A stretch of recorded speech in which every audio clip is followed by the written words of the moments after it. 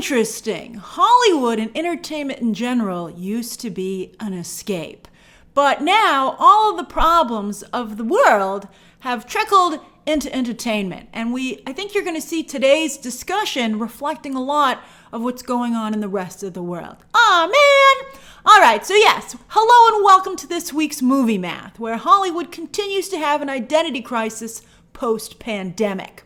Blockbusters are still far and few between, and even when they do arrive, do not necessarily connect with audiences.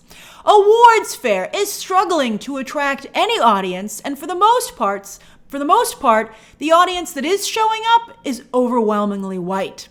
And over on streaming, Marvel and Star Wars simply aren't the slam dunk they used to be for Disney+. Psst, they made too many shows.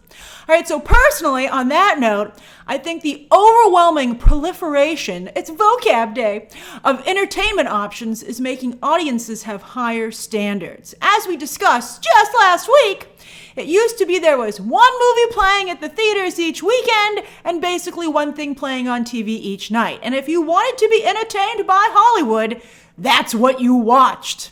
Or you read a book. But also the proliferation is allowing audiences to make some unusual choices.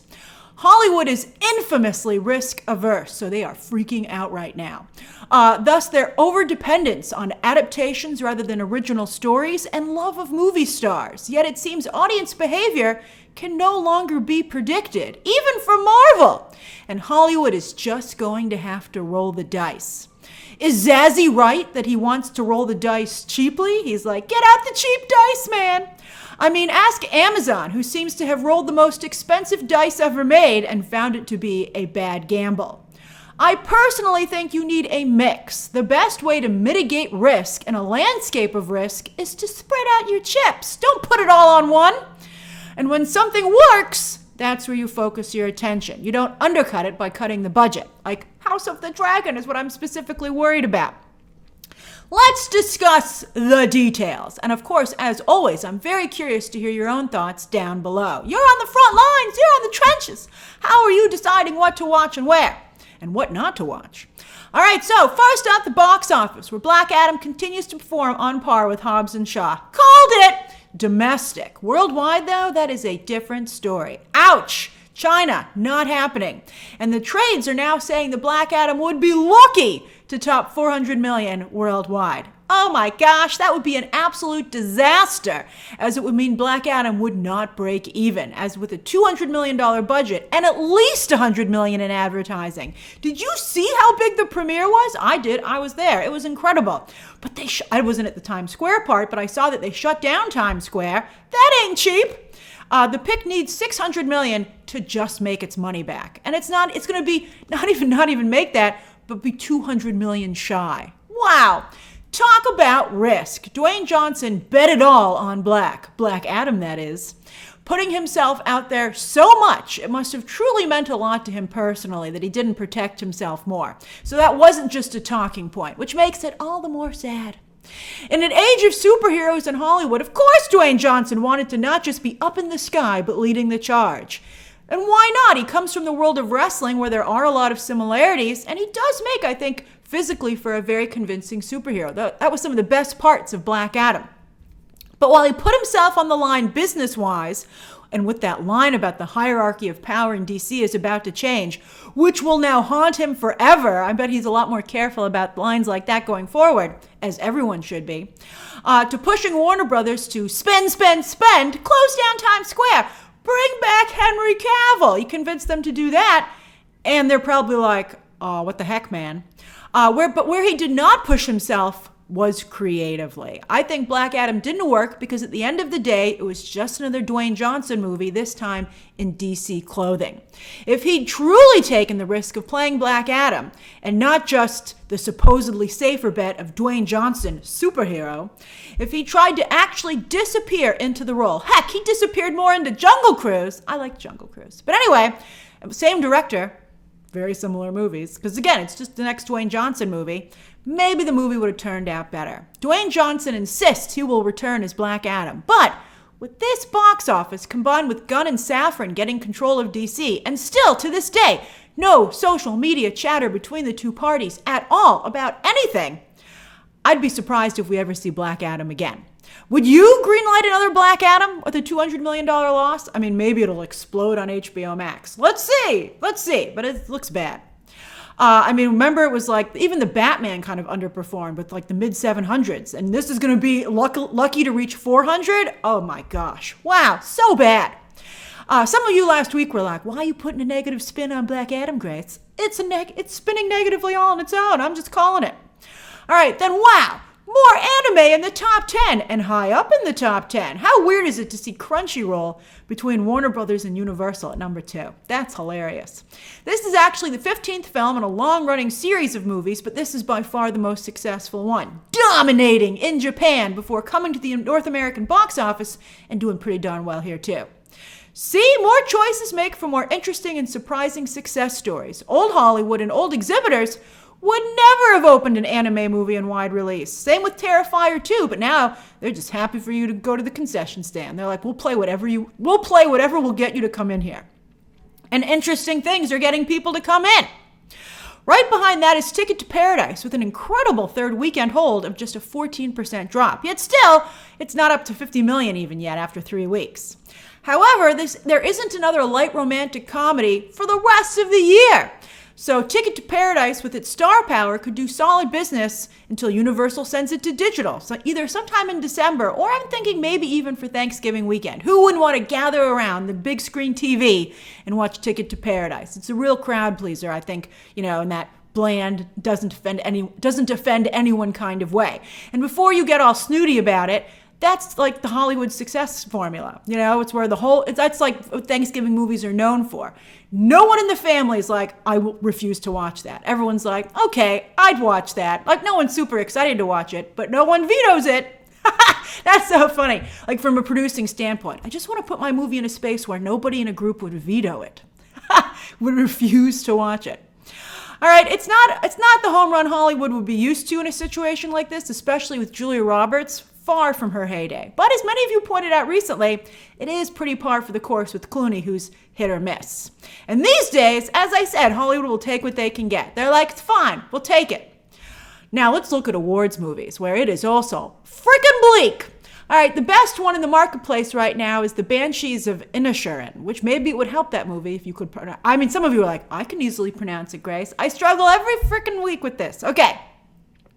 And it's still not actually wide. It's still a moderate release only, but it has a very healthy per theater average. That is a nice per theater average. Other awards films would kill for that per theater average. However, get this, its audience is 83% Caucasian. Whew, that's bad. It's the same for Armageddon Time, James Gray's autobiography, where 77% of its much smaller audience is Caucasian.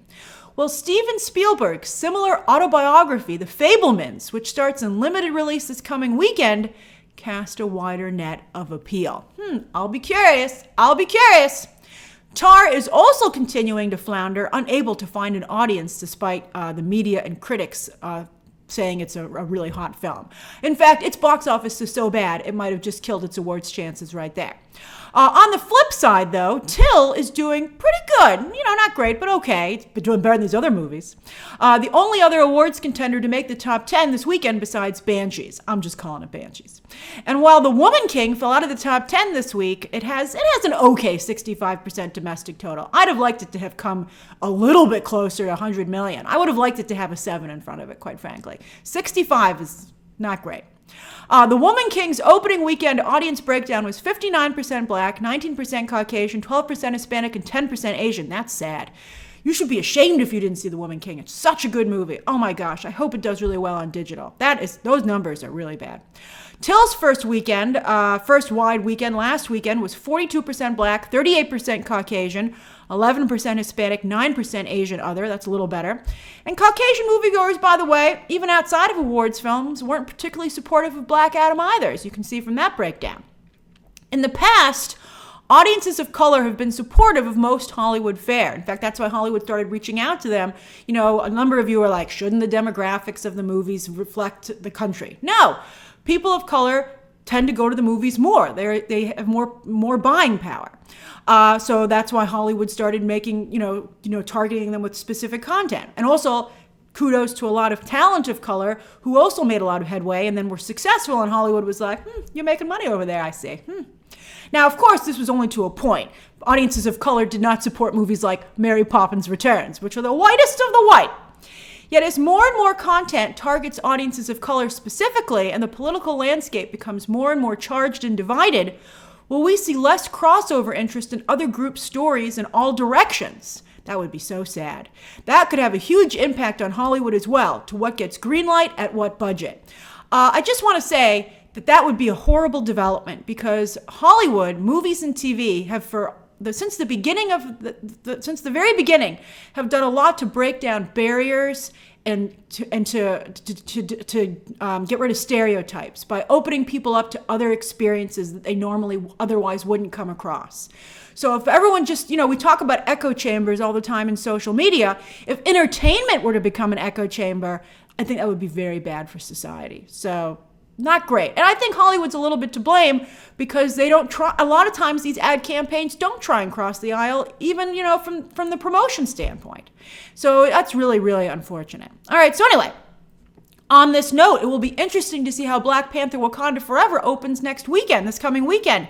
The sequel to one of Marvel's most successful and celebrated films, but one that is strongly focused on characters of color almost entirely, and also almost entirely on women. Right now, Black Panther Wakanda Forever is projected to open anywhere from 175 to 200 million, the high end putting it pretty much on par with the first film's debut. But again, will today's landscape make a difference? I'm very curious to see how that film opens. It's so good, I can't wait. I got my tickets for this coming weekend. All right, over on streaming, the overall chart looks pretty much the same as it has for the past few weeks. Dahmer and Hocus Pocus 2 dominating. Rings of Power and House of the Dragon pretty much tied. But the originals chart is where things get mighty interesting and sad for Disney+. With the arrival of Daredevil, She Hulk managed to pop up to 7th place. Yay! That's not great, but at least Charlie Cox delivered a bit of a bump. He's like, whew, I did my job. I can't help it that this turkey was so hard to lift up. All right, and yikes, look at Andor. That was harsh even for me. All right, but anyway, harsh because it was true.